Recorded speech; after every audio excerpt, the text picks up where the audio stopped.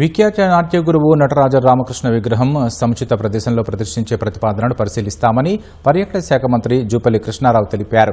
ఆంధ్ర నాట్య ప్రక్రియను అందిపుచ్చుకొని కొనసాగిస్తున్న కళాకృష్ణకు భాషా సాంస్కృతిక శాఖ 5 లక్షల నగదు ప్రోత్సాహకంగా బహుకరిస్తుందని చెప్పారు. భాషా సాంస్కృతిక శాఖ ఎస్ఎంఎస్ గ్రూప్ చైర్మన్ జూపల్లి మంజులరావు సహకారంతో లోక్ ఆర్ట్స్ అకాడమీ హైదరాబాద్ నటరాజు రామకృష్ణ జాతీయ నృత్యోత్సవం రవీంద్ర భారతి ప్రధాన వేదికపై నిర్వహించారు. ఈ జాతీయ నృత్యోత్సవానికి కళాకృష్ణ నేతృత్వం వహించారు. ముఖ్య అతిథిగా పాల్గొన్న జూపల్లి కాకతీయ వీరుల వీరోచిత పౌరుషం తెలిపే పేరిణి నాట్య ప్రక్రియపై విశేష పరిశోధన చేసి నటరాజ రామకృష్ణ వెలుగులోకి తెచ్చారని గుర్తు చేశారు.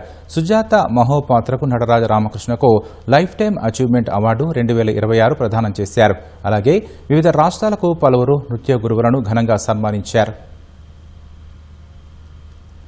విగ్రహాన్ని ఒక ప్రముఖమైన ప్రదేశంలో ఆ విగ్రహాన్ని ఏర్పాటు చేయాలనే వారి యొక్క ఆలోచనని చెప్పడం జరిగిందో తప్పకుండా మా కల్చరల్ శాఖ ద్వారా రాష్ట్ర ప్రభుత్వం ద్వారా ఆ యొక్క నటరాజ రామకృష్ణ విగ్రహావిష్కరణ ఒక స్థలాన్ని చూసి మంచి స్థలాన్ని ఏర్పాటు చేసి ఆ విగ్రహావిష్కరణ కార్యక్రమం తప్పకుండా మీ కోరిక కాదు, మీరు అడగాల్సిన అవసరం లేకుండా మా బాధ్యత కాబట్టి ఈ కళల్ని కాపాడుకోవాల్సిన అవసరం కాబట్టి తప్పకుండా మరి దాన్ని ముందుకు తీసుకెళ్లే ప్రయత్నం చేస్తామని చెప్పని మీ అందరికీ సవినయంగా విజ్ఞప్తి చేస్తూ